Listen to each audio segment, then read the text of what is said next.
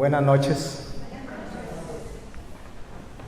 Bueno, hoy me toca la segunda parte de lo que es la sesión de predicaciones que hacemos en esta iglesia. Sabemos que el pastor predica 2 semanas, yo 2 semanas, y ahí vamos, en esa línea. Hoy me toca a mí la segunda parte y la otra semana ya estaremos disfrutando de la palabra en otro predicador, ¿verdad? Porque eso es bueno que escuchemos a cada una de las personas que Dios tiene en su reino predicando y no solamente a una persona. Eso edifica una iglesia. Hoy vamos a tener un tema al cual he llamado la rebelde obediencia. ¿Les parece como un poco contradictorio eso? La rebelde obediencia. O se es rebelde o se es obediente. Pues al final van a darse cuenta que podemos tener una obediencia en rebeldía. Y podríamos estar actuando aparentemente en consecuencia con lo que Dios dice y muy contrario a lo que Dios dice.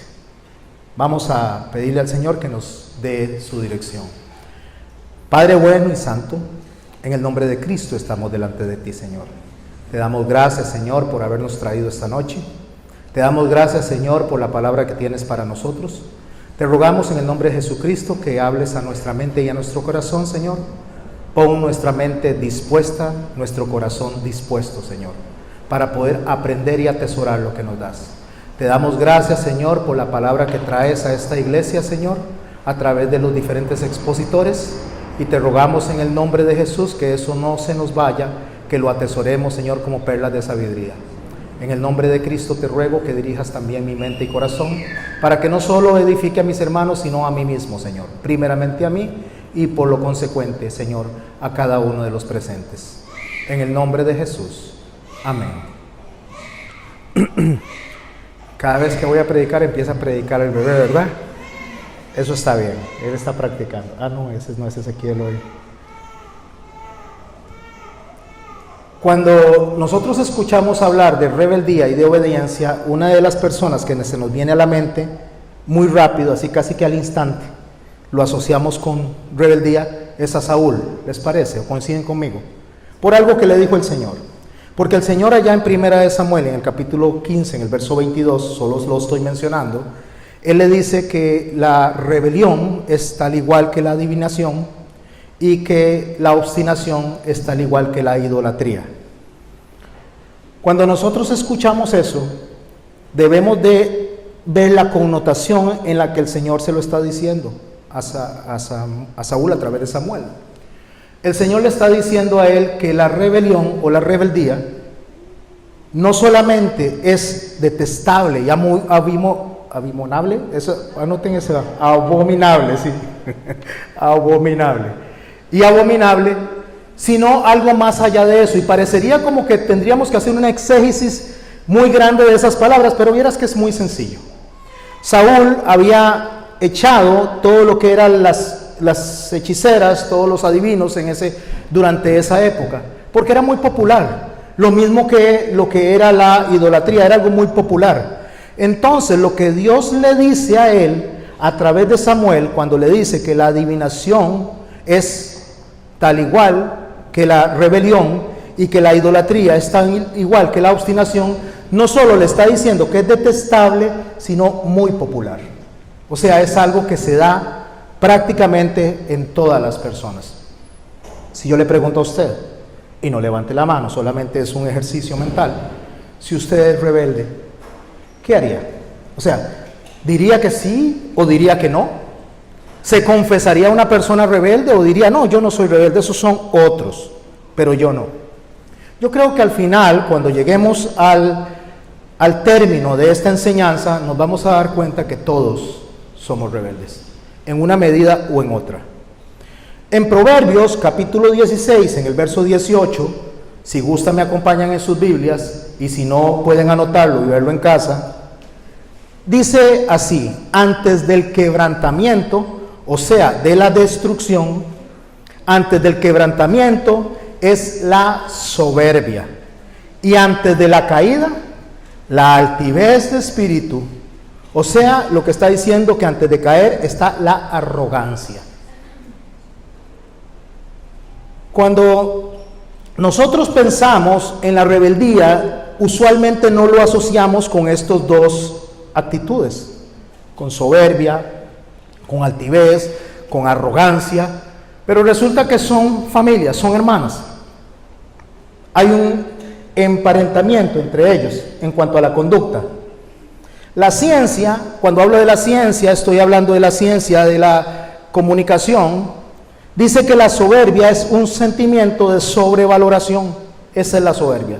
O sea, la soberbia es cuando una persona se sobrevalora por lo que realmente es, cuando cree que es más de lo que realmente es.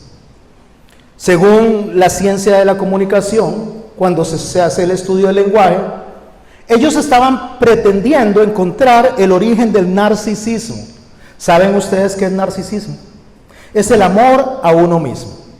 Esa palabra narcisismo viene de una historia griega de un hombre o un individuo que se llamaba Narciso. De él se enamora una diosa griega, y no venimos a hablar de dioses griegos, solo para conocer la etimología de la palabra. Se enamora de él una diosa griega, pero él se sentía tan bonito, tan guapo y tan simpático que la desprecia. Entonces ella viene y lo convierte en un narciso, en una flor que es un narciso. De ahí viene la historia, porque se creía tan bonito que lo dejó hecho una flor, pero nunca más volvió a ser una persona. Bueno, cuando se trata de estudiar el origen de esta palabra, que es el narcisismo, una de las cosas que logran determinar es que la mayoría de los padres, cuando tienen a un hijo, le dicen esto, y le dicen a las personas: es un regalo de Dios para el mundo. Eso es lo que se dice. Mi hijo, mi hija es un regalo de Dios para el mundo. Con esto eclipsan cuando ellos crecen a sus compañeros, y de ahí nace o tiene un principio de soberbia, porque se empieza a inculcar desde el momento de nacimiento: ustedes son mejor que todos los demás. Eso lo ponen los padres, y así los defienden, porque para los padres no hay nadie como sus hijos, y resulta que en un 99.9% están equivocados, porque resulta que empiezan a descubrir cosas en los hijos que ni se imaginaban que practicaban. Cuando los niños escuchan esto de sus padres, desde que son niños: ustedes son una bendición para el mundo, ustedes son lo mejor del mundo, ustedes son la pomada canaria. ¿Saben qué era la pomada canaria? Era una pomada que aparentemente curaba todo. No era así, después vino el noni y ahora no sé qué otras cosas vienen. Pero los niños se convierten en la pomada canaria del mundo. Ellos creen que son más especiales que todas las personas, más especiales que sus compañeros.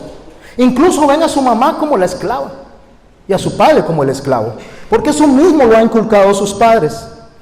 Bueno, según un científico de renombre que estudia justamente el comportamiento humano, dice que eso es súper malo para la sociedad, que los niños crezcan creyéndose los mejores del planeta.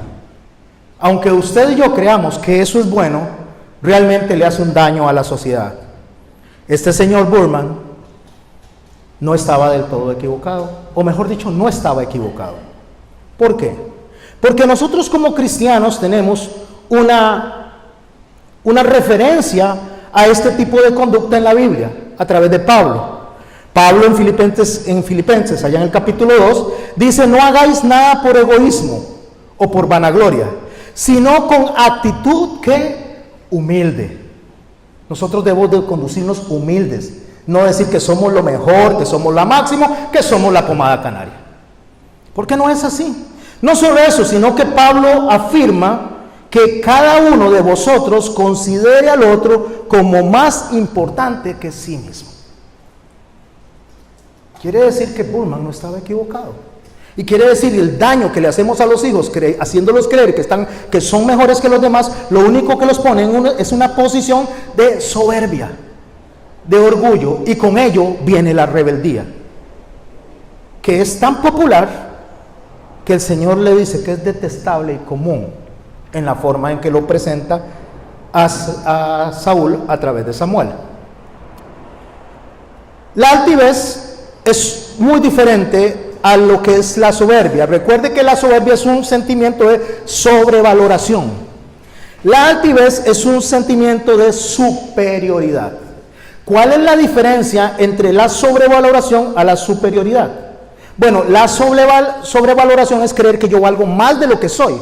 Y la superioridad es creer que yo soy mejor de lo que valgo, aún más allá. A eso lleva la altivez. Pero cuando nosotros analizamos a través de la conducta o del estudio de la conducta humana, nos damos cuenta que este es un mecanismo inconsciente de todo ser humano. Lo tiene usted y lo tengo yo. Todas las personas tenemos ese mecanismo en nuestro inconsciente de defensa, tratando de compensar los sentimientos de inferioridad. Déjeme decirle que la soberbia y la altivez lo único que demuestra es cuán inferiores nos sentimos, cuán poca cosa nos sentimos, lejos de demostrar cuán grande nos sentimos. Entonces todo nos ofende, de todo nos afecta. Somos como cristalitos, como lechuguitas recién sacadas de la refrigeradora, y lo que nos digan nos hace pedazos. Y por cualquier tontería actuamos en contra de nuestro semejante, por cualquier tontería. Teniendo personas más dolor y más aflicción alrededor del mundo que nosotros, enemigos más grandes que nosotros por creernos los mejores del mundo, nos ponemos en una posición de víctimas por nuestra soberbia. En 2 de Timoteo, allá por el capítulo 3, en el verso 1, Pablo aborda esta conducta de esta manera. También dice en el verso 1, debes saber esto, le dice a Timoteo, que en los postreros días vendrán tiempos peligrosos. ¿Pero qué hace al tiempo peligroso? La guerra. ¿Qué hace al tiempo peligroso? El hambre. ¿Qué hace al tiempo peligroso? Los problemas climáticos. Lo que hace a los tiempos postreros peligrosos es esto, está en el verso 2, que habrá hombres amadores de sí mismos, avaros, vanagloriosos, soberbios, blasfemos, desobedientes a los padres. De esa lista, más otra que Pablo viene adicionando en las diferentes cartas, voy a rescatar la soberbia y la desobediencia, porque hoy estamos hablando de un tema que se llama la rebelde obediencia. En Proverbios 6, no voy a leer todo el texto, del 16 al 19, el proverbista declara que hay 7 cosas que aborrece Jehová, que son 7 cosas que abomina Jehová. Y voy a rescatar la primera línea, donde dice: 6 cosas aborrece Jehová y aún 7 abomina su alma. Si usted anota, está en Proverbios 6, como le dije, verso 16. Los ojos altivos. Y empieza a decir: la lengua mentirosa, derramadora de sangre inocente, manos derramadoras de sangre inocente, y así va. Pero quiero rescatar los ojos altivos, porque en nuestra expresión corporal, aunque no nos damos cuenta, cuando nuestros ojos se hinchan como mono baleado, no sé cómo se hinchan los monos baleados, pero cuando se hacen los ojos así, como coliflores, ¿como qué? Como la lechuza, eso solo demuestra cuán soberbios somos. Es la primera señal. Pero la primera señal física, porque ya adentro hay pudrición. Entonces, cuando alguien nos ve a nosotros, lo primero que le hacemos es así los ojos como lámparas de reflector, como halógenos de esos jeeps que meten en la noche al barro, ¿verdad? Le ponen un montón de halógenos. Si usted va en carretera y le deja todo encandilado, así hacemos nosotros con los ojos, y no me haga eso. ¿Cómo se doña Marlene el diablo? Esos son los ojos altivos. Los versos que preceden a esto, lo que hace el proverbista es ponernos en un entorno, o mejor dicho, en una situación de bastante riesgo. Porque en el verso 14 y 15 de Proverbios 6 dice así: perversidades hay en su corazón anda pensando, o sea, maquinando. Anda pensando, y por favor rescate anda pensando, porque vamos a cerrar con el pensamiento. No sé si se acuerdan lo que predicó el pastor Alejandro acerca de lo que debemos de tener en nuestra mente cuando renovamos nuestra mente. Bueno, vamos a cerrar con el texto que el pastor nos enseñó a nosotros. No lo voy a enseñar porque ya lo enseñó, pero va ligado a lo que él viene enseñándonos en las últimas semanas. Perversidades hay en su corazón, anda pensando el mal en todo el tiempo.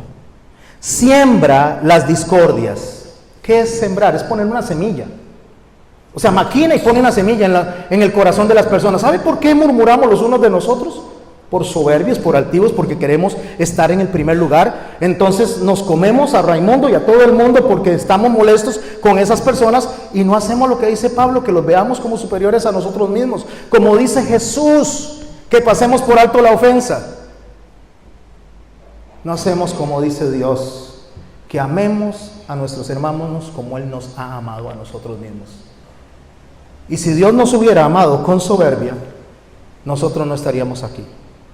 Malaquías, en el capítulo 3, allá en el verso 16, dice que nosotros no hemos sido destruidos porque Jehová no cambia. Es la única razón. Caso contrario, usted y yo ya estaríamos exterminados. Por tanto, continúa diciendo el verso, y escuche, su calamidad vendrá de repente. Eso es muy serio, mis hermanos. La calamidad es la destrucción. Antes de la caída que está, la altivez y el orgullo. Antes de la caída. Y aquí nos dice en el texto que porque somos así, nos va a venir la calamidad de repente. Dice así, súbitamente será quebrantado y no habrá remedio. ¿Puede entender eso? ¿Quién es rebelde aquí? No levante la mano, no la levante, por favor. Porque no quiero después verme confrontado con personas que crean que son mejores de lo que son. O creamos ser mejores de lo que son. No vale la pena. Cada uno en su corazón sabe cuán rebelde es y cuán rebelde no es. Y como le digo, yo podría decir que el 99.9% de los que estamos aquí somos rebeldes. Y el 0.01% seguramente está en una cuna por allá porque no se ha dado cuenta todavía de cómo funciona el mundo. Pero también se va a volver rebelde. Porque está ligado a nuestro corazón. Y él es un bebé. Y no tiene ni... ¿Cuánto tiene? 3 meses. Llora porque tiene hambre. Y no crea, de vez en cuando hace sus berrinches. Pero aún no se da cuenta. ¿Por qué hacemos eso? Según el pensamiento hebraico, los seres humanos tenemos 2 tipos de alma. Una que es una tendencia, una inclinación a hacer lo bueno, y otra que es una tendencia, una inclinación a hacer lo malo. El alma que está inclinada a hacer lo bueno se le llama Yetzer Tová o Yetzer Tov. O sea, es el alma de aquellas personas que siempre quieren hacer cosas buenas para los demás y que pecan como usted y como yo, pero no maquinando el pecado. No hay una conspiración, o sea, el pecado viene porque se pasó por delante, porque en algún momento nos deslizamos. Hay 3 tipos de pecado que se dan dentro del Yetzer Tová. Es la ignorancia, que es cuando nosotros no hemos aprendido algo, la equivocación, cuando se nos ha enseñado mal, y el tercer pecado dentro del Yetzer Tová es el descuido. Cuando nosotros, por no cuidar lo que Dios dice que debemos de cuidar, terminamos cayendo en pecado. Pero el Yetzer Hara, que es un alma de mala inclinación, es aquel impulso animal que nos lleva a pecar, aquel que maquina, aquel que dice, voy a ver, aquel me las va a pagar. A mí, así nomás no, eso así nomás no se quedaba a ver. Entonces, la persona que maquina es la persona que está preparando un camino en contra de los hermanos con mucha anticipación, y cuando usted se da cuenta que esa persona hace algo, sea lo que sea, cuando esa persona cae en ese pecado, ya ha venido maquinándolo, conversándolo, planeándolo. Y el pecado no necesariamente le debemos de poner una connotación sexual, ¿no? Podría ser un pecado de abandonarnos, podría ser un pecado de ver cómo nos hace algún daño como congregación. Eso es un pecado de inclinación del mismo averno, del mismo infierno, porque es maquinado, es algo planeado. ¿Sabían que ustedes que el adulterio entra dentro de esos pecados? Porque usted no adultera con una persona de la noche a la mañana. Hay una preparación, hay una maquinación. Y ese es el pecado que se le consideraba pecado de muerte, lo mismo que el asesinato. Una planeación. Bueno, para eso bendito Dios, como dijo Pablo, doy gracias a Dios por Jesucristo. Porque si no fuera por Él estaríamos todos perdidos. Porque cuando alguien dice, no, yo no adultero, el Señor dice, ay, mire, espérese un momentito, les voy a explicar algo. Oyeron que fue dicho, no adulterarás. Pero yo les digo a ustedes que cuando alguien codicia a la mujer de su hermano en su corazón, ya adulteró con ella. ¿Quiénes de ustedes no han pensado en alguna otra persona, inclusive en la misma televisión, con ojos de atracción? No diga, no levante la mano, como les dije en una oportunidad, no se metan en problemas. Pero le aseguro que ya adulteraron en el corazón. ¿Quién de ustedes no se ha enojado porque el Señor dice, oíste que fue dicho, no matarás? Pero cuando ya nos enojamos con nuestro hermano, ¿qué dice él? Ya lo matamos, ya lo hicimos en nuestro corazón. ¿Cuántos de ustedes no se han enojado con su hermano? ¿Se han enojado conmigo? Algunos de los que están acá. No levanten la mano. Ya me mataron. Soy un fantasma aquí. Y quién sabe cuántas veces me han matado. Yo me imagino que debo de tener por lo menos unos 400 muertes por semana. Eso es lo que el Señor está diciendo. ¿Sabe qué dice el Señor? No se escapa ninguno de ustedes de esto. Todos necesitan del sacrificio de la sangre del Hijo de Dios. Porque todos cometemos pecados. Es popular y todos nos rebelamos. Todos. Tal vez se estén preguntando, ¿los he matado? Ah, sí, más de uno. Sí, también. No voy a venir con alitas de santo aquí. No es así. También hay fantasmas ahí sentados. Porque así somos. Esa es nuestra inclinación. Por eso es que cuando Pablo se logra enfrentar con estas dos naturalezas, Pablo dice esto en el capítulo 7, lo escuchamos hace un rato, en la enseñanza que nos dio la pastora. No hago el bien que quiero, dice allá por el capítulo de Romanos, sino el mal que no quiero, eso hago, dice. Y si hago lo que no quiero, ya no hago yo, sino el pecado que mora en mí. O sea, esa inclinación. Así que, concluía Pablo, queriendo hacer el bien, hallo esta ley, que el mal está en mí. ¿Quién de los que está aquí se identifica con Pablo? Yo me identifico plenamente con él. Quiero hacer el bien y termino haciendo el mal. Y por más que me esfuerzo por hacer el bien, termino haciendo el mal, termino defraudando, termino lastimando, termino murmurando, porque qué ligeros somos de lengua, ¿verdad? ¿Cómo murmuramos? Es como que si fuera el arroz con pollo. ¿Usted ha visto que en todas las fiestas hay arroz con pollo? En todas las fiestas, en las actividades de celebración hay arroz con pollo. No sé si es por lo rico o por lo barato, pero hay arroz con pollo. Bueno, así es el pecado que mora en mí y que mora en usted. Esa inclinación a hacer lo malo. Somos tan sensibles al pecado que somos menos sensibles a lo que Dios quiere que hagamos. Pero ahí es donde Pablo dice y concluye, gracias doy a Dios por Jesucristo. Porque es Él el único que puede tenernos a nosotros en el camino hacia el Padre durante toda nuestra vida. Solo anclados a Él. Pero sí pecamos todo el tiempo.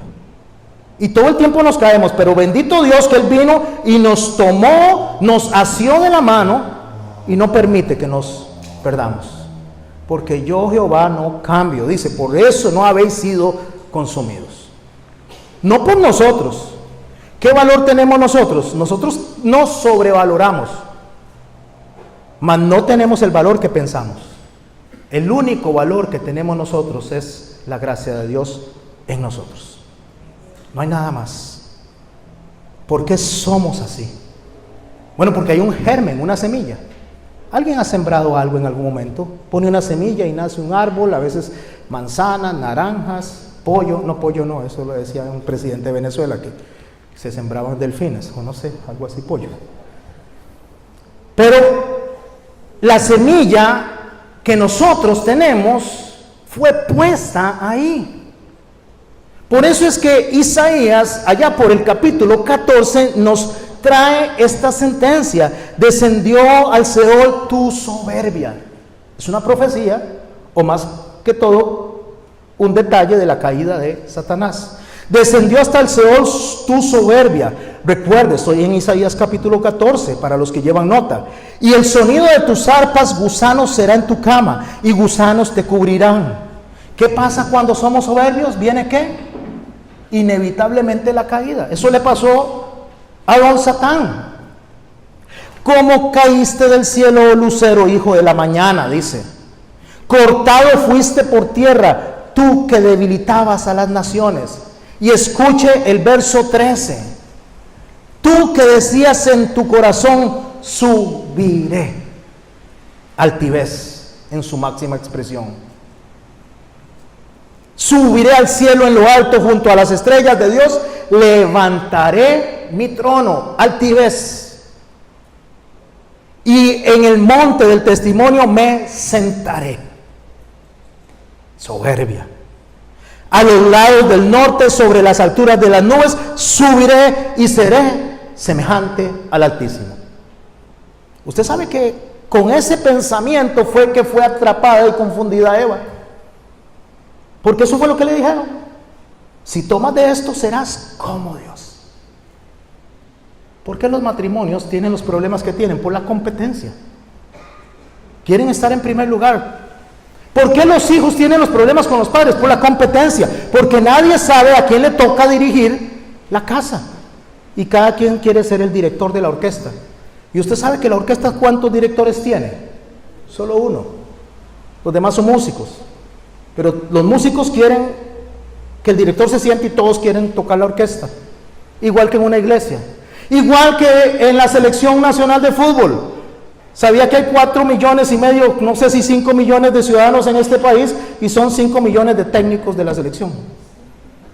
Yo pondría ¿no? Yo quitaría ese pues, es un tonto, la verdad es que no sabe. Mira, este corre más. No hablo de fútbol porque no sé, pero sí le digo que hay un montón de millones de técnicos de la selección nacional, millones de presidentes. Al final de cuentas nosotros nos creemos mejores que los demás, y si Dios pone a esas personas ahí, las puso por una razón, porque Pablo lo dice muy claro, que la autoridad está para ejercer la espada sobre las personas que son rebeldes.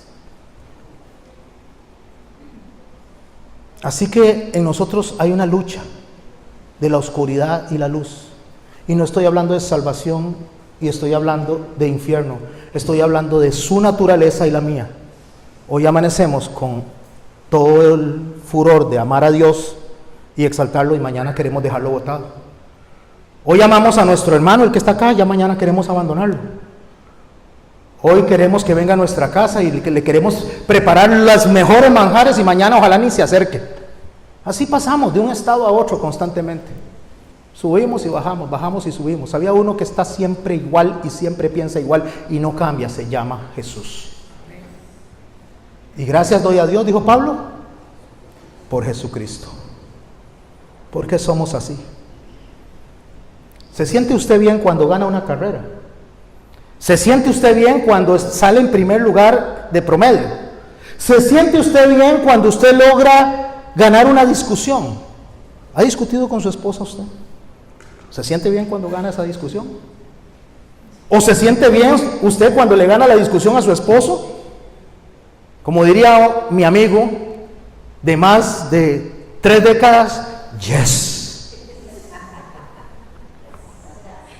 Yes. ¿Sabe por qué? Porque estamos diseñados para ganar. Ese diseño es para nosotros poder sobrevivir. Pero el Señor dice que la única forma de sobrevivir es cuando nos renunciamos a nosotros mismos. Porque con ese sistema puede sobrevivir en el mundo, aquí en el mundo, llevarse entre las patas a todo el mundo. Ese es el reflejo inconsciente que tenemos nosotros. ¿Podríamos sobrevivir? Sí. ¿Hacer plata a costa de los demás? Denigrar, descalificar a los demás. Pero delante de Dios no funciona así. Para ser exaltado hay que humillarse. Con Dios funciona diferente. Pero si queremos el aplauso en la tierra, el Señor dice, ya lo tuvieron, allá no van a tener nada. Ese es un reflejo inconsciente, es primitivo, es salvaje. Y se llama soberbia y altivez. Y se manifiesta en la rebeldía. Porque no podemos soportar que alguien sepa más que nosotros. No podemos soportar que alguien nos dé órdenes. No podemos soportar que otra persona tenga una mejor posición que yo. Aparentemente. Hablo de la mejor posición. Porque la posición, por lo menos mía, de ser pastor no es nada bonita. La posición del pastor Alejandro no es nada bonita. Sufrimos mucho. Se llora mucho. Ustedes pueden venir aquí y mañana amanecer en otra iglesia. Así, cambiarnos como si fuéramos un poco de basura. Desecharnos así. Pero nosotros tenemos que quedarnos aquí y llorarlos. Ustedes pueden irse de su casa y dejar a su esposa por otra mujer. Para el que se va es fácil, para el que se queda es triste. Porque tiene que sufrir con eso. Entonces la posición del desechado no es bonita. Pero desechar es muy fácil. Porque no cumple nuestras expectativas. Porque no está a la altura que yo quisiera. Y la altura que yo quisiera es que haga lo que yo digo, cuando yo lo digo y en el momento que yo lo digo. Porque me siento mejor. Porque me siento más. Porque soy soberbio. Porque quiero sentarme en el trono que no me corresponde a mí. Porque es Dios quien pone los tronos de cada persona. Y Dios ubica a cada persona donde Él quiere que esté en posiciones de autoridad. No soy yo quien toma la autoridad, es Dios quien la da. Por eso cuando Jesús iba caminando, la gente le decía, este habla como quien tiene autoridad, no como aquellos, porque la autoridad no se la dio Él mismo, Dios se la dio. Mientras que los fariseos se la tomaron. Y cuando nosotros actuamos en soberbia, en rebeldía y en altivez, que es el combo, es un combo maléfico, demoníaco, diabólico, destructivo, del mismo infierno, eso se llama división. Y la división tiene un nombre, diablo. Y cuando usted participa en la división, usted está participando, y yo estoy participando en obras del mismísimo infierno. Porque Dios es un Dios de unión. Dios suma, no resta. Dios multiplica, no divide. Dios es un Dios que hace crecer a las congregaciones. Las congregaciones se dividen y se destruyen porque nosotros le damos al diablo el lugar que le toca a Dios. Allá en el capítulo 10 de Lucas, el Señor manda a 70 personas a predicar. No sé si lo han leído. Ellos regresan contentísimos, felices. Y en el verso 17 del capítulo 10 dice así: volvieron los 70 con gozo diciendo: Señor, aún los demonios se nos sujetan en tu nombre. ¡Wow! ¡Qué cargas somos! ¡Qué poder tenemos! ¡Qué maravillosos somos! Somos la pomada canaria. Mamá nos dijo que éramos especiales y hoy me doy cuenta que sí somos especialotes. Los demonios, Señor, se nos sujetan en tu nombre. Podríamos estar pensando que eso es maravilloso. Y les dijo, yo veía, dice, ¿se acuerda lo que nos dijo Isaías de Satanás? Cómo cayó por soberbio, cómo cayó por querer sentarse donde no le tocaba. Yo veía a Satanás, dice, caer del cielo como un rayo. ¿Usted sabe por qué les está diciendo eso? ¿Ahora lo está entendiendo? No sean soberbios, altivos. Si van por esa línea de pensamiento, van a quedar como Satanás en el puro charco. Yo los vi caer, porque actúa así como están actuando ustedes. No, dice, no. He aquí yo os doy potestad. Sí, les doy poder. Yo les doy potestad de hollar serpientes y escorpiones y sobre toda fuerza del enemigo, y nada os dañará. Sí, es cierto, lo pueden hacer, porque yo se los doy. Es cierto, lo pueden hacer porque yo tengo la gracia de dárselos, porque ustedes no merecen nada de eso. Pero, dice el Señor, y oiga, cuando hay un pero en Cristo, es un pero de verdad. Pero eso no los exime a ustedes del daño que están haciendo. Eso no los exime de la posición que ustedes se están autoponiendo. Yo los puse a ustedes a hacer una misión, pero no, esa misión no conlleva que se sientan mejor que los demás. No es así. Están siendo orgullosos. Y no estoy parafraseando, estoy dando la interpretación correcta cuando usted tiene todos los elementos para poder entender lo que el Señor está diciendo. Pero no os regocijéis de que los espíritus se os sujetan, sino regocijaos de que vuestros nombres están escritos en los cielos.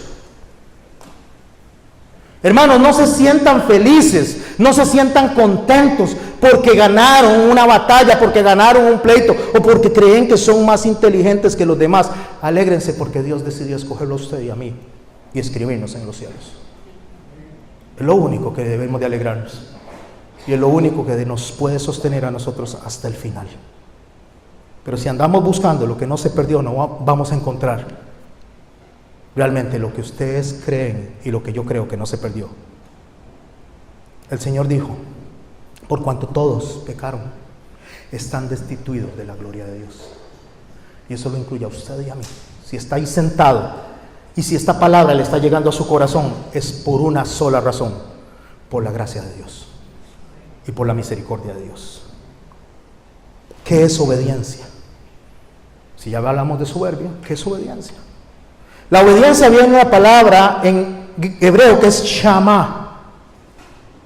Significa oír o escuchar. En griego es hipakou, que significa oír desde abajo. En griego lo que quiere decir es escuchar bajando la cabeza, escuchar con sumisión y entender. La Shama es la que Dios dice, Shema Yisrael, Adonai Eloheinu, Adonai Echad. Él está diciendo, escucha Israel, Dios es uno. Pero ese escucha implica escuchar y obedecer, no razonar. Cuando usted y yo razonamos, nos perdemos. Cuando usted y yo tratamos de buscar explicaciones al por qué debo de obedecer, nos perdemos. Cuando usted y yo empezamos a desafiar la autoridad de Dios en las autoridades que Él establece, nos perdemos. ¿Y qué dice el Señor cuando hacemos eso? Cuando la soberbia, la altivez dice que yo soy el que tengo la razón, que la caída es eminente, que la destrucción es eminente. ¿Por qué? Porque el Señor dice que es mejor que lo entreguen a Satanás para que se salve su alma. No para que se vaya al infierno, es para que se salve su alma. ¿Por qué me pasa lo que me pasa? Deberíamos de analizarnos a nosotros mismos. Así lo dice Pablo, examínese a usted mismo. Porque cuando yo me examino a mí mismo y dejo de examinar a los demás, me doy cuenta que el problema soy yo, no los demás.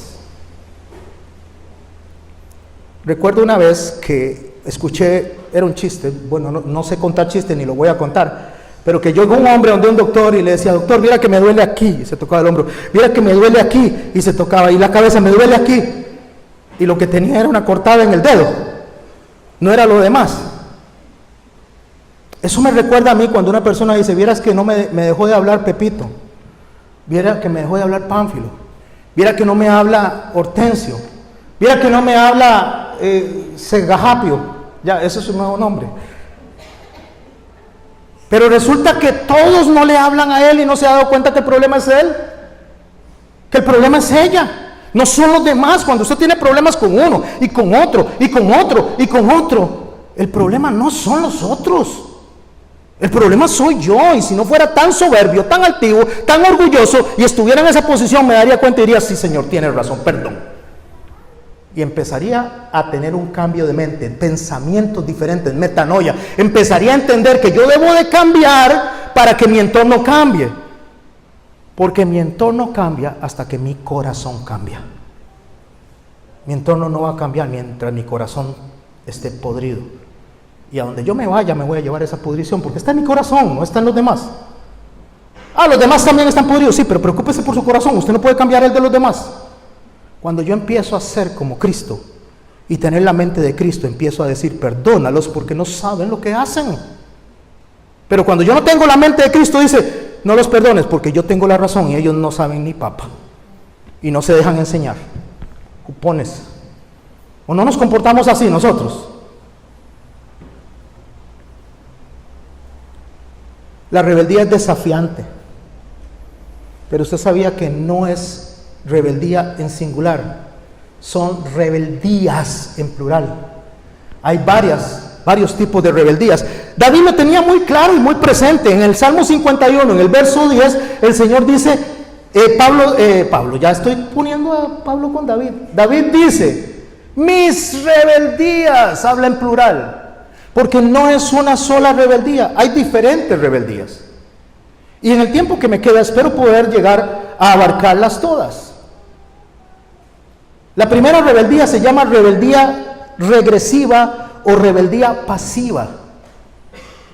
Es aquella que nace del miedo de actuar, pero es rebelde. Es una postura muda de protesta. Es una rebeldía que no ataca, no contradice. ¿Quieren un ejemplo de esa rebeldía? Vamos a hablar de Pepito Cuevas. Vamos a ir a la casa de Pepito Cuevas y vamos a hablar de la mamá de Pepito Cuevas. La mamá le dice a Pepito, Pepito, vaya, termina su tarea y deje esos videojuegos. Pepito le dice, ahorita. Pero pasa 1 hora, 2 horas y no deja de jugar. Eso es rebeldía. Podría responder también, sí mami, inmediatamente, y seguir pegado del juego. Sigue siendo rebeldía y la caída es eminente. La destrucción es eminente, porque lo que él está haciendo es enviando un mensaje subliminal a su madre. Le está diciendo, aquí el control lo tengo yo. Y su madre se compró esa idea y se la creyó. Y él cree que le ganó, porque la mamá le permitió a Pepito Cuevas quedarse hasta la hora que le diera la gana. Y alimentó esa rebeldía. ¿Quién le paga a Pepito Cuevas la internet? Digamos que Pepito Cuevas tiene 8 años. ¿Quién se la paga? ¿Por qué no corta nada más y punto? Deja de pagarlo y entonces eso se acabó. Pero tras de que son rebeldes les alimentamos ese ego. Les alimentamos, porque usted no puede ser menos que los demás chiquitos, porque los demás chiquitos, pobrecitos, todos tienen tablet. Cómprele un cuaderno y un lápiz y que apunten el cuaderno y el lápiz y hágalo una mejor persona. Porque la electrónica lo único que está haciendo es haciendo a nuestros hijos brutos, rebeldes, sinvergüenzas, practicadores de pornografía. ¿Y quién paga eso? Si ni trabajo tienen. Pero estamos nosotros regañándolos por algo que nosotros pagamos. ¿O no es así? Me estoy equivocando. Cuando Jesús nos enseñó una parábola, allá por el capítulo 21, verso 28 y 32, Jesús dijo esto. ¿Qué les parece? Dice Jesús. ¿Qué les parece? Un hombre tenía 2 hijos y acercándose el primero le dijo, hijo, ve hoy a trabajar en la viña. Respondiendo él le dijo, no quiero, pero después arrepentido fue. Y acercándose al otro le dijo de la misma manera y respondiendo le dijo, sí señor, voy. Y no fue. Pregunta Jesús, ¿cuál de los 2 hizo la voluntad de su padre? Dijeron ellos, el primero. Jesús les dijo, de cierto os digo que los publicanos y las rameras van delante de vosotros al reino de Dios. Porque vino a vosotros Juan en camino de justicia y no le creísteis. Pero los publicanos y las rameras le creyeron. Y vosotros, póngale atención a cómo cierra la parábola. Y vosotros, viendo esto, no os arrepentisteis después para creerles. Viendo cómo Dios opera en las personas, viendo cómo Dios hace milagros en las personas, nosotros no le creemos. Preferimos abandonar. Usted sabía que la rebeldía lo único que produce es abandono. Eso fue lo primero que hizo Adán, esconderse y huir de la presencia de Dios. Porque la rebeldía no soporta las palabras que yo estoy diciendo aquí. Son como clavos, como aguijones que se meten en las personas, las palabras del predicador, dice Salomón. Pero el fin de todo el discurso, dice Salomón, allá en el capítulo 12 de Eclesiastés, dice: el fin de todo el discurso es que ustedes entiendan algo, que un día a todos les acontece una misma cosa, al rico y al pobre, al justo y al injusto. Y este mal que está debajo de los cielos es que todos un día estarán en la muerte. Y después de esto darán cuentas a Dios de lo bueno y de lo malo. De la conducta del Yetzer Tová o de la conducta del Yetzer Hara. No importa si fue bien intencionado o mal intencionado, Dios va a sacar todo a cuentas. Después viene la rebeldía agresiva. Y les mencioné este texto para que vean que esto no es algo nuevo. Jesús ya lo estaba mencionando. ¿Cuál de los dos fue obediente? Ninguno de los dos. Ninguno de los dos. Los dos fueron desobedientes. El uno dijo que sí iba a ir y no fue. El otro fue después de haber ido a revientacinchas, diría mi abuelo, que en paz descanse. Y revientacinchas no es una obediencia, ¿sabía? ¿Cómo se llama esta prédica de hoy? La rebelde obediencia. Usted puede estar sentado ahí, pero si lo está haciendo a revientacinchas, eso no es obediencia, eso es pecado. Usted tiene que empezar a trabajar el corazón y decirle: Señor, ayúdame a hacer las cosas con gozo, con amor, con lo que tú quieres de mí y que te agrade a ti. Después viene la rebeldía agresiva. ¿Han oído hablar de don Saúl? Ya lo hablamos hace un rato. Fue tan progresiva la rebeldía que terminó tratando de matar a David y mató a todos los sacerdotes de Nob. Porque empezó a crecer en el corazón esa rebeldía. Esa rebeldía es violenta, pero la produce el débil, porque es tan débil que la única forma de tener poder es atacando, es destruyendo, es usando la fuerza. Y probablemente hay personas hay personas que tienen fuerza, tienen ejército, tienen dinero, tienen lo que sea, y atacan a los demás por la posición de poder que tienen. Los papás hacen mucho eso con los hijos, por la posición de poder. Los hijos a veces lo hacen con los papás. ¿Cómo? Pero los hijos no tienen posición de poder. Si usted sabía que los hijos tienen una posición de poder, el sistema les da poder. Porque hoy en día los hijos le recetan a usted el pani en la cara todos los días. Hágame algo y yo llamo al pani. Dele duro y que llame al pani. Y cuando el pani diga, lléveselo, edúquelo usted. Pero las mamás se achicopalan, los papás se achicopalan. Si se los lleven, deje que se los lleven, a ver si los van a aguantar. ¿Cuántas veces no ha llegado a su casa la tía o la abuela? ¿Por qué tratas así al chiquito que hace pobrecita? Si quiere le listo la maleta. Si tan pobrecita esa, atiéndalo usted a ver si le va a aguantar más de 3 días, se lo devuelve con colilla y con tiquete de no regreso. Porque nosotros realmente tenemos una carga, y cuando hablo de carga, hijos, no se confundan con lo que estoy diciendo, es que no hay otra opción, tenemos que cuidarlos a ustedes. Y cuando digo no hay otra opción, es que sería muy fácil patearles el trasero y mandarlos fuera de la casa, pero no lo vamos a hacer porque los amamos. Dice el Señor, porque yo no cambio, dice, ustedes no han sido destruidos. Porque los padres aman a los hijos, es que les aguantan mucha cosa, pero cuando les aguantan mucha cosa, terminan cayendo en el juego de los hijos y comiéndose y recibiendo esa idea que los hijos tienen. ¿Y sabe cómo hacen los hijos cuando usted no le hace caso? Se vuelve la rebeldía pasiva, se empieza a ser agresiva. Así pasa en todas las áreas, en el trabajo también. Después viene la rebeldía transgresiva. ¿Cuál es la rebeldía transgresiva? El que va en contra de las normas de la sociedad, por egoísmo o por utilidad propia. Es aquel que todo le parece mal. Es aquel que tiene una satisfacción de retar al que sea. Es aquel que llegó al parqueo y el del parqueo le dice, mire, hay que parquearse para atrás. No, yo me parqueo así. Y así es como me voy a parquear y ya. Eso es rebeldía también. Y es transgresiva. ¿Por qué es transgresiva? Porque lo que hace es transgredir las indicaciones que otro le está dando. Y todavía llega a la casa. Vio, qué rico. Yo lo puse en su lugar. Y resulta que ese guachimán que está ahí lo pusieron a trabajar ahí. Ese es su trabajo.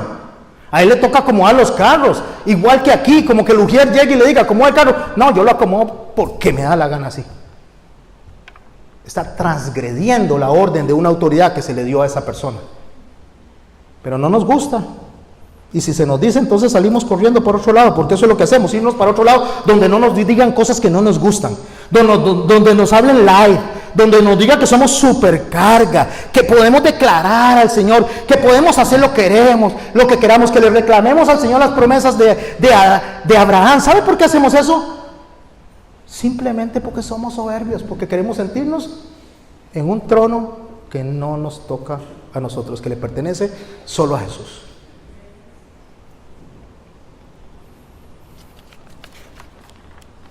¿Por qué obedecemos? ¿Por miedo al castigo? ¿Obedece usted por miedo al castigo? ¿Viene aquí por miedo al castigo? Y no hablo solo de la iglesia, ¿atiende las cosas del Señor por miedo al castigo? Bueno, es mejor obedecer por miedo al castigo que no obedecer del todo, pero no es lo que a Dios le agrada. ¿Obedecemos por lo que Dios nos va a dar, por el premio, porque nos va a bendecir? Podría ser que sea mejor obedecer por miedo al premio que no obedecer del todo, pero tampoco eso agrada a Dios. Obedecemos porque amamos a Dios y confiamos que lo que Él dice es lo mejor para nosotros. Eso es lo que sí agrada a Dios. Por eso es que Pablo dice en Colosenses 3:18, el verso, por si quiere llevarlo a casa: casadas, estad sujetas a vuestros maridos como conviene en el Señor. ¿Por qué como conviene en el Señor? Porque si el marido le dice que se prostituya, no, por favor. Que venda droga, no, tampoco. Como conviene en el Señor es como está regulado por Dios. Maridos, amad a vuestras mujeres, no seáis ásperos con ellas. Hijos, obedeced a vuestros padres. En todo, porque esto agrada al Señor. En todo implica, en todo bajo la dirección de Dios. En el verso 22 dice, siervos, obedeced en todo. Y recalca la obediencia siempre, porque la obediencia va en contra de la rebeldía. La obediencia es la medicina en contra de la rebeldía, porque la rebeldía es ¿qué? Muy común. Por eso en el verso 23 dice, y todo lo que hagáis, por favor, a ver, repitan conmigo, ¿qué palabra está acentuada ahí? Y todo lo que hagáis, todo. A ver conmigo, por favor, repitan, y todo lo que hagáis. Otra vez, por favor, y no es que quiero hacer un canto aquí y después vamos a rapear o vamos a decirle a Brian que nos guíe ahí en un canto de los que él sabe hacer. No, es solamente para que quede grabado. Y todo lo que hagáis. ¿Qué implica eso, mis hermanos? Todo.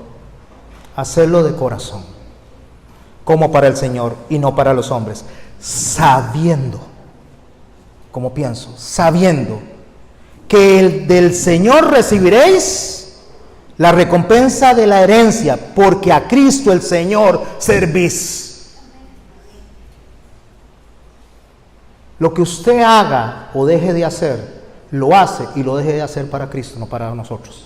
¿Sabe cómo le dijo Dios a Samuel? No es a mí al que me están despreciando. Perdón, no es a ti al que están despreciando, es a mí, dijo el Señor. O sea, cuando nosotros nos rebelamos contra una autoridad y empezamos a buscar, conspirar y hacer lo que nosotros nos da la gana, no es a la autoridad, es a Dios directamente. Eso es lo que dice el texto. Pero quiero decirle una cosa, hay una rebeldía positiva. No se llama rebeldía, le llamo así porque es una forma de ir en contra de lo que se está diciendo. La experimentó Daniel, la experimentaron los amigos. Cuando los amigos iban a ser hinchados al horno de fuego, ¿recuerdan? Allá en Daniel capítulo 13, he aquí nuestro Dios, dicen ellos, nuestro Dios a quien servimos puede librarnos del horno de fuego ardiendo, y de tu mano, oh rey, nos librará. Y si no nos libra Dios, sepa, oh rey, que no serviremos a tus dioses, ni tampoco adoraremos la estatua que ha levantado. ¿Sabe cuándo usted puede decir no? Cuando el que le está dando una orden va en contra de la soberanía de Dios, cuando va en contra de lo que es la demanda de la santidad de Dios. Solo ahí usted puede desobedecer, no hay otra forma. Si aquí le decimos a usted que ame a su hermana, que ame a su hermano, que perdone, usted debe de obedecer. Si aquí le decimos a usted que se sujete a la autoridad, usted debe de obedecer. Pero si aquí le decimos a usted que niegue a Cristo, usted puede buscar dónde irse inmediatamente. Y si no es eso, usted se mueve de esta congregación por pura rebeldía. Simplemente rebeldía. Y aunque no lo acepte, es rebeldía delante de Dios, porque no soporto esos clavos, esos aguijones que están en mí. En Hechos capítulo 4 vemos a Pedro en un evento, y llamándolos le intimaron, ¿a quién? A Pedro y a Juan. Llamándoles les intimaron que de ninguna manera hablasen ni enseñasen en el nombre de Jesús. ¿Qué le estaban diciendo? Que niegue a Jesús, le estaban diciendo. Mas Pedro y Juan respondiendo dijeron: juzgad si es justo delante de Dios obedecer a vosotros antes que a Dios. ¿Y sabe qué hace la mayoría de la gente? Agarra este texto y dice: yo por qué le voy a obedecer a un hombre, es un hombre, yo no obedezco a los hombres antes que a Dios. Eso no es lo que enseña el texto. Lo que el texto enseña es que a esos dos hombres, a Pedro y a Juan, le dijeron que no hablaran en nombre de Jesús, y ahí ellos dijeron no. Cuando alguien va en contra de lo que Dios establece en su carácter, ahí usted puede decir no. Pero si los mandamientos van conforme a la sabiduría y a lo que Dios dice, debemos de decir ¿qué? Sí. Y debemos de quitar esa soberbia y ponernos en una posición de humildad. Y si usted y yo no nos ponemos en esa posición de humildad, ¿sabe quién nos va a poner en esa posición de humildad? Dios mismo. Por eso David dijo: me fue necesario ser humillado. Fue Dios el que lo puso ahí para poderlo levantar a donde lo quería poner. Porque él estaba demasiado altivo, demasiado soberbio. Él ya se la creía. Él creía que era la pomada canaria. Y Dios le enseñó que él era lo que era por la gracia de Dios. Y eso fue todo. Recuerde que el Señor dice que el que anda en las perversidades de su corazón anda pensando mal todo el tiempo, siembra las discordias, por tanto su calamidad vendrá ¿cómo? De repente. 7 minutos y voy a cerrar lo más pronto y terminamos con un canto.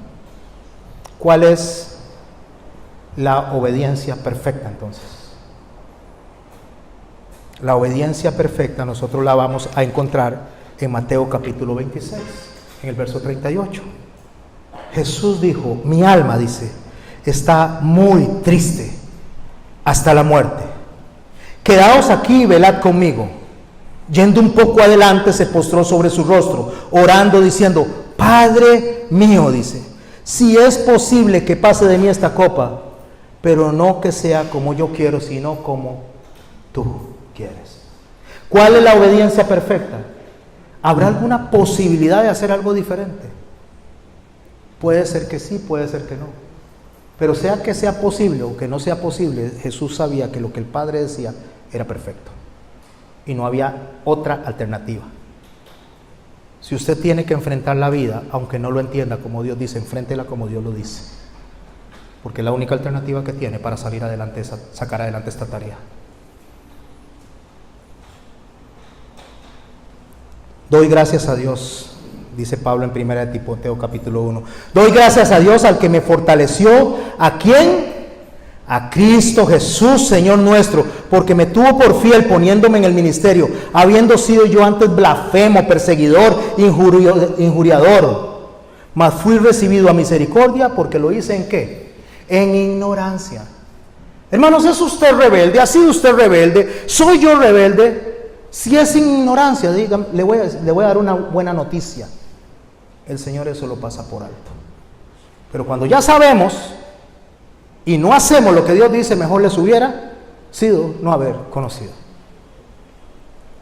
Por eso es que nosotros tenemos que estar cambiando nuestra mente constantemente. Debemos de renovar nuestra mente, y no voy a predicar de eso, el pastor Alejandro predicó. Pero dice en Filipenses 4, por lo demás, hermanos, verso 8, todo lo que es verdadero, todo lo honesto, todo lo justo, todo lo puro, todo lo amable, todo lo que es de buen nombre, si hay virtud alguna, si hay algo digno de alabanza, en esto, pensad. Es cómo debo de pensar. Si a usted le molesta lo que yo he dicho esta noche, piense en lo que es puro, en lo que es verdadero, en lo honesto, en lo justo, en lo amable. Piense en todo lo que sea de buen nombre, en lo que tenga virtud, y deje de estar pensando en esos pensamientos que le están atacando, diciéndole: esto que está diciendo el pastor no me gusta, porque no lo puse yo en esta Biblia, lo puso Dios mismo. Lo que aprendiste, dice, lo cual implica que no se nace con eso. ¿Cómo nacemos? Con una inclinación a hacer lo malo. Así nacemos, con inclinación a hacer lo malo. Lo que aprendisteis y recibisteis y oísteis de mí, eso haced, y el Dios de paz estará con vosotros. Vamos a terminar con un canto, mis hermanos, y después voy a orar. Allá en Primera de Samuel habían unos hombres, hijos de un sacerdote. El sacerdote se llamaba Elí. Los hijos de Elí transgredían fuera del templo o fuera de la tienda, transgredían todo lo que era puro, todo lo que era digno, todo lo que era santo. Elí lo sabía. Y Elí lo único que le dijo: ¿por qué hacéis cosas semejantes?, le dice a sus hijos. Porque yo oigo en todo este pueblo de vuestros malos procederes. No, hijos míos, le dice Elí, porque no es buena fama lo que yo oigo, pues hacéis pecar al pueblo de Jehová. ¿Sabe que cuando usted y yo nos comportamos como nos comportamos, somos un germen que se va contaminando en toda la congregación? Y va contaminando a uno y al otro y al otro y al otro. Y cuando nos damos cuenta, esas maquinaciones de Satanás que no le pusimos atención terminan destruyendo nuestra congregación. Y ya nos ha pasado varias veces. Y a veces nos olvidamos por dónde pasamos. A veces olvidamos cómo Satanás actúa en nuestra congregación y le volvemos a abrir la puerta de par en par. Si pecare el hombre contra el hombre, dice Elí, los jueces le juzgarán. Mas si alguno pecare contra Jehová, dice, ¿quién rogará por él? Pero ellos no oyeron, dice, la voz de su padre, porque Jehová había resuelto hacerlos morir. ¿Quién les tapó los oídos a ellos? Dios, porque habían llegado al colmo. Porque llega un momento que la rebeldía ya ni siquiera pidiendo perdón se resuelve. Aunque la procure con lágrimas como Esaú, ya no hay tiempo para el arrepentimiento. Hoy es un buen tiempo. Yo quiero cantar un canto junto con la iglesia. Yo lo puse, ojalá se lo hayan aprendido. ¿Dónde se va a parar usted a cantar? ¿Al lado de los hijos de Elí o al lado de las personas que quieren honrar a Dios? No importa si el mundo se revela, yo voy a obedecer. ¿Sabe que cuando oí la primera vez esta canción, me la mandó una hermana que se llama Maricruz? Ella canta muy bonito, muy hermoso, y me la mandó. Y cuando la oí, mi corazón se quebrantó. De tal manera, porque yo he visto pasar por esta iglesia montones de personas que se han ido.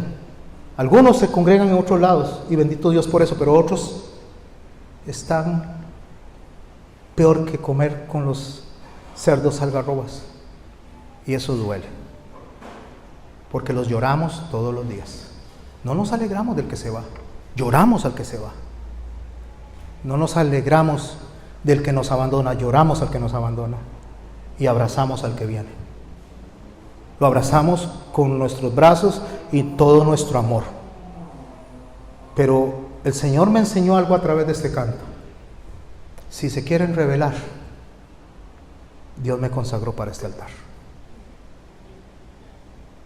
Solamente me toca decir que lo que Dios quiere es que estemos unidos, que nos amemos como Cristo nos amó, que nos respetemos como Cristo nos respetó, que aprendamos a pasar por alto la ofensa, que no somos la solución perfecta, pero somos hijos de Dios buscando la solución perfecta que es Jesús.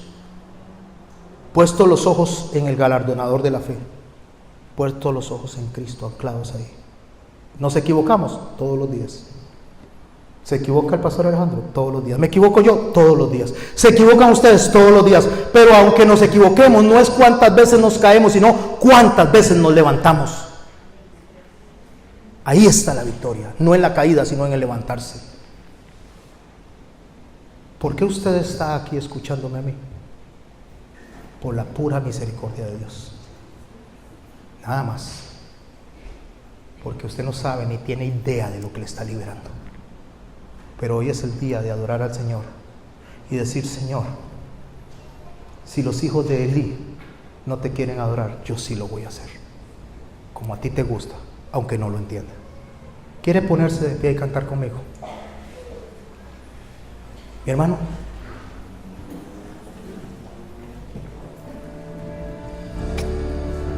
si no se la sabe, siga la letra. Y si se la sabe,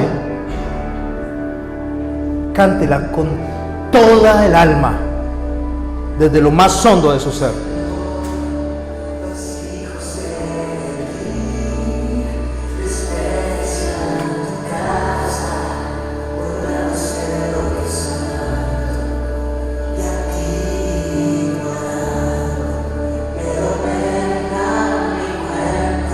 Ven a mi encuentro, Señor.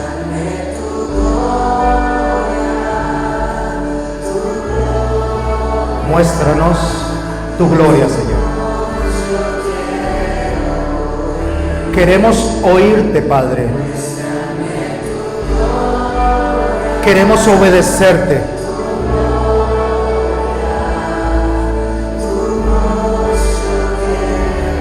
Tu voz yo quiero oír. Cántele al Señor. Él es digno de suprema alabanza.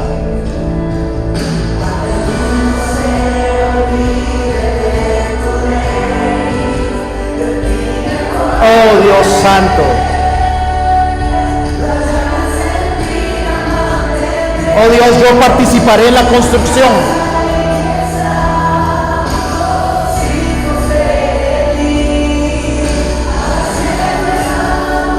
Habrá siempre un Samuel. Señor, yo soy tu Samuel. Habla, Señor, que tu siervo te adorará. Fui consagrado para tu altar, Señor.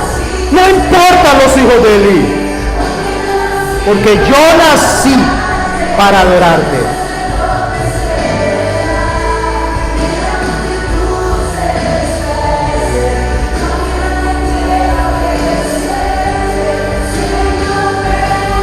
Señor, ven a buscarme. Ven a buscarme, Señor. Dios bendito, aquí está tu iglesia. Solo tú, Señor, eres capaz de sostenernos unidos. Muestra tu gloria en esta congregación, Señor. No dejes que el enemigo la divida. No dejes que el enemigo la haga caer. Muéstrame tu gloria, porque sabemos que esto se sostiene por ti y no por ninguno de los que estamos aquí.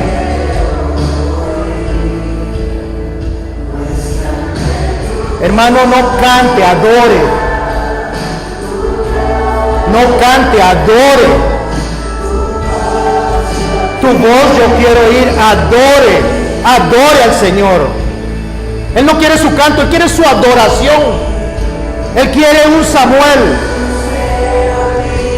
Él no quiere hijos de Elí. De ti me acordaré. Cánteles, mi hermano, cante, adore al Señor.